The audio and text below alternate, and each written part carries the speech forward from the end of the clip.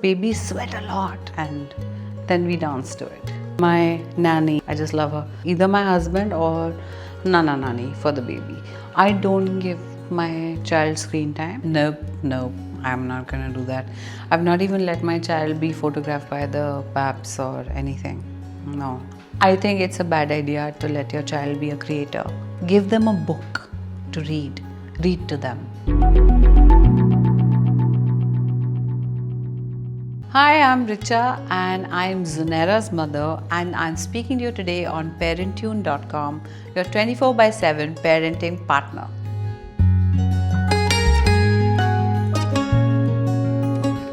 A lot of personal time is kind of like a luxury. Sometimes both my hands are full, sometimes my feet also work like my hands if I'm holding her and if I want to get something off the floor. Sleep is not the same. Even if you have a good baby who sleeps through the night, as a mother you tend to wake up sometimes in the night when you sense like, oh, is she crying, is she awake? So yeah, big changes. Actually, for both my husband and I, it was very natural. So I wouldn't say that it was stressful. The preparation or even the pregnancy was not stressful. I want to say it was fairly relaxed. I worked a lot on being relaxed through the pregnancy, although I was working. I'm about 7 months pregnant in the promotions of Hira Mandi, but I think the teams were supportive and it worked out well. I say this to indicate that women can actually work till very late in the pregnancy if the doctor of course allows them. And even do work that requires you to move around, sit for long periods of time, or wear like heavy clothes, like in my case. But it's really the post-delivery care, I think, where they need a lot of support and help. As a child, she is displaying signs of personality, which is very interesting to me. She's got a lot of authority in how she talks. She mingles easily, doesn't get scared of crowds for a long time. Like if you take her to a crowded place, for a little while she's looking at everyone and may look a little terrified, but that phase doesn't last very long. And likes to play, likes to run around, likes to dance a lot. So has a sense of rhythm and likes to draw. So हमने उसको खुली छूट भी दी है to do all these things in the house. Yeah, she's drawing on walls, sofas. She's drawing on the feeding chair also, which I got a few weeks before she was born, and now which has become like a lazy boy in the living room. So she's drawn on it entirely, and she proudly shows it to people who come home that, look, I have drawn this. So first up, we've not given her sugar. We don't want to give sugar because Ali read some research that if you don't give kids sugar in the first 3-4 years of their life, they tend to not develop things like insulin resistance later, which I don't entirely understand, but so he's very particular about that. So am I. The only sugars she gets is via fruits. Like we give her a lot of fruit and she loves fruit.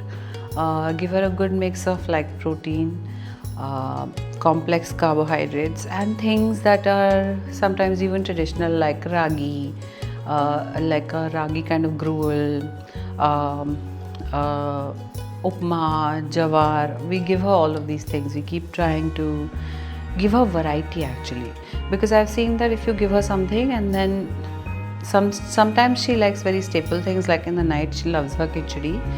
It can be rice khichdi or dalia khichdi. But if you just give her the same thing again, like if you give her a boiled egg, then the next day you must give her like a fried egg, to have that little bit of variety even for their taste. Don't give them the same fruit again and again. And kids are not very good with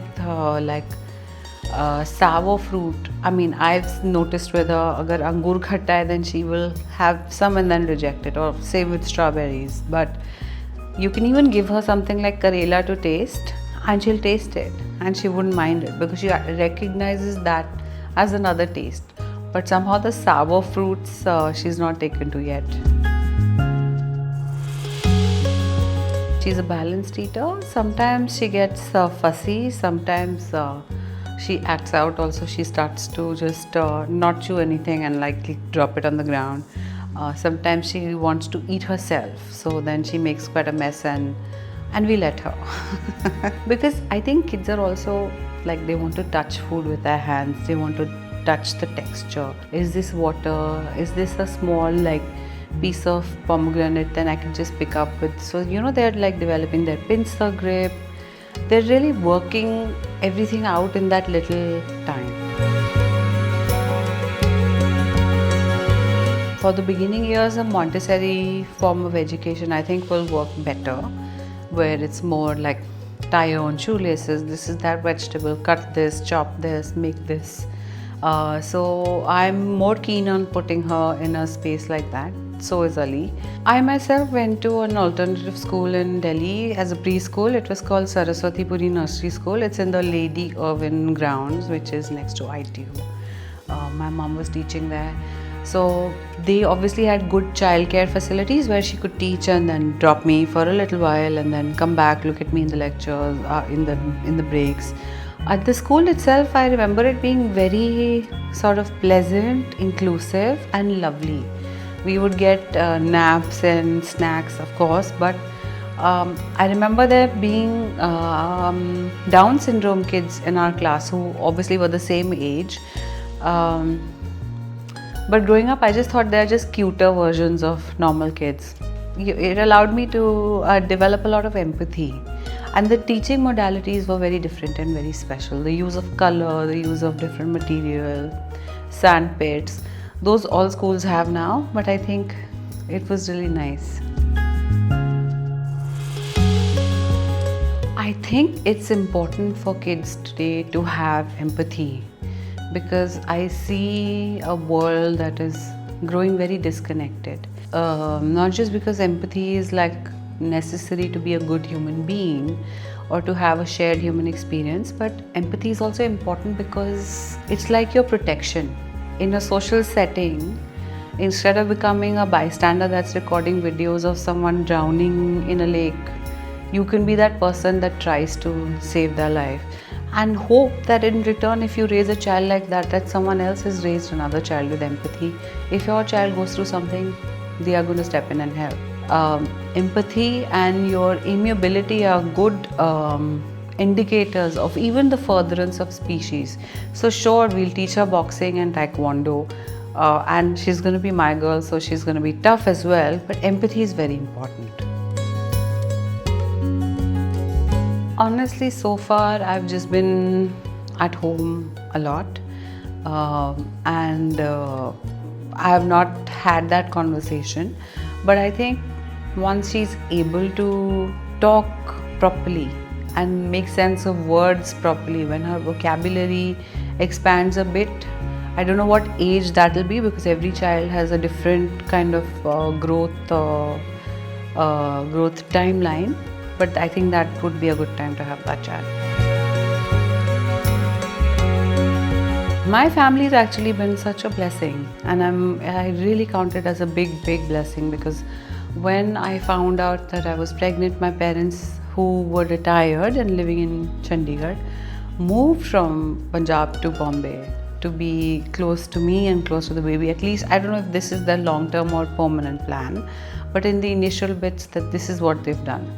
So it's been a great help to me as I've slowly gotten back to work. When I know I'm at a shoot, of course I have my nanny, or Japa Didi, still continuing actually to be a nanny. I just love her.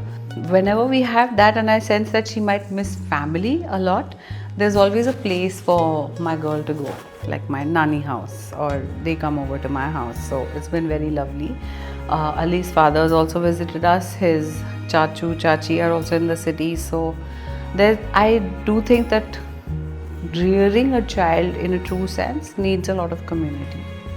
And that's one thing we have in India. We have a million things that are not okay, but we do have a community. There are groups and there are like WhatsApp groups and other things, but just one-on-one chatting with recent mothers, new mothers, or mothers that are that have either gone through postpartum or now are in a better space mentally or physically. It really helps. I think the number one thing that mothers need after giving birth is the company sometimes of other mothers, of older women who can pass on some wisdom, who can guide you correctly, who can give you nutritional advice. I think those things are very, very key. So I have started shooting as of December, which is just last month, which is a good like 2-year break. I mean, including the pregnancy and everything. Not 2 years actually, a year and a half, almost a year and a half, not even that. But yeah, basically it takes time to get back into the groove, even mentally, much more physically. Much more than physically. Mentally, you have to be sharp. Your like hormones are kind of all over the place. Hormones that you need for functioning, like serotonin, dopamine. So I would say it's okay to expect certain mood changes and certain episodes of like brain fog and things like that.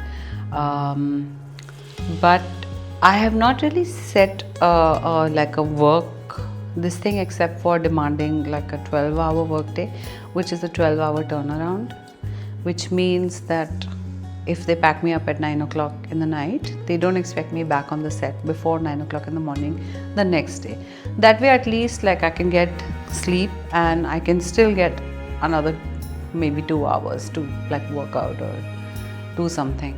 So far I have organized my life in such a way in which if I am doing a shift, then either my husband is home, my nanny is always there, but apart from me, the family, somebody from the family is there, either my husband or Nana Nani for the baby. And I think I will continue to have it like this till she's 2.5, 3 at least. As far as parenting tips or somebody picking on the baby or telling them, you know, it happens sometimes, elders in the house. It's a little girl, like 1-year-old, 1.5-year-old girl. If someone says ki aise mat baitho or naak mein ungli mat dalo, and you know how kids are, whatever you tell them not to do, they will do it again and again. So I don't want, first of all, any gendered like achhi ladki aisa nahi karti, that kind of conversation around the child. So even if it happens with the family, I'm just like if someone is constantly nagging me saying isko socks pehna do, isko socks pehna do, isko socks pehna do, and I know कि उसको socks नहीं पहनना है, then I'm like अब भूल जाओ. If I can't say much more, and if there is leeway to push back a little stronger, then I will do that also. But I'm not gonna, a child that's already sweating, I'm not gonna put socks on their feet. She was born in the summer. A lot of people were like, make her wear mittens, and like, yes, you need to keep the baby warmish, but also babies sweat a lot.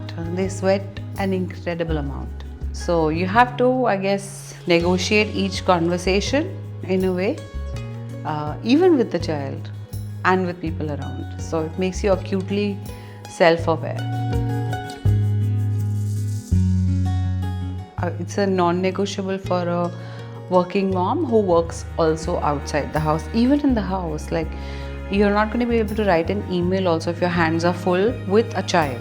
That's there. For working moms, really, you do need support. And I think that this is one thing that offices should have, at least till the age of 2 or 3, because my team in my production company is almost is majority women, and women work very well. They are great at multitasking, they are great at efficiency, less sort of ego battles, more compatibility, more people skills, better patience. So if you want to have women in your team, because they are great workers, then you have to support them through pregnancy. And you mentioned my social media post. I mean that I don't think I felt very supported when I got back into work by my previous manager. Even I want to say, like, people don't fully understand what you're going through, even though they've been through it themselves, and they think what they're doing to you is not wrong. But I really feel that women need childcare support and things like that. It will only boost efficiencies in offices if you're in a corporate kind of job. So since she was a young, like 6-month-old baby, uh, I would make up songs for her, like completely nonsensical songs. Sometimes they are based off of Hindi movie songs, or sometimes they're just a bunch of words that rhyme together. Uh, and it's kind of like a callback, like she'll sing one line, then I'll sing one line. Now that she's able to, she'll sing something and I'll sing something, and it may or may not mean anything, but it's just her way of sort of reaching out and feeling included. So at some point in the day, whether in the morning or at night before she sleeps, I make her dance to music that she likes. Even if it's like she's learning how to jump, or how to dive into a pillow, or how to just like move her hands, just to get a sense of rhythm. Because I think kids also must be taking on anxiety of their environments. It could be the anxiety of say the cook who comes late, or somebody who's working around her who has some tension with her husband. Kids can sense it, or the mother or the father. So I feel like she can sense a lot of it, and it becomes like a little game if we do something physical together. So I play like her favorite music, and which could be Baby Shark, and then we dance to it. I don't give my child screen time, and even now, like even us, I want to say unconsciously, you also pick up your phone so many times. Like I've seen people now, the habits have changed. Someone's going to the bathroom, they will definitely take their phone with them. It's so confusing. It's not good for you, and you know how hard it is to stop that itch from your own hand. And we didn't even grow up with devices. So that's one rule we've very strictly followed, because I think I don't want a zombie kid who doesn't know what they're eating. What she knows what a screen looks like, what lights are, and it's kind of inescapable. And I guess when she starts school, then there's no controlling it. Like you don't know what schools will look like even 3 years from now with the advent of AI. How many screens are going to be in their face or inside of their glasses even? So there's no controlling that. So for as long as I can, I will not. Even if it's very tempting to just hand them a device and then you can do your own thing, because I've seen so many kids like that. I know it's tempting, but I just want to say, don't do it. It's very, very hard to break that habit. Their eyes get totally messed up. They're not ready. Their brain is not ready. They are getting weirdly programmed with like these high stimulation animated things. I know of a baby who's exactly the same age as Zunaira, and has a problem in her eye, because again the mother was alone and the kid sort of was. See, our mothers grew up without screens. Those structures are crumbling. That's why with like one parent bearing the brunt of all the parenting, it's very easy to hand a device to your phone, and it's very tempting. And I don't want to guilt any parents, but it doesn't, it's not good for the child. Actually, we both read a little bit on not just latest research, but books about parenting. And the thing with India is, whether you want advice or not, you'll get it. You'll get it from a stranger walking on the road, you'll get it from your own parents or your grandparents or somebody else's grandparents or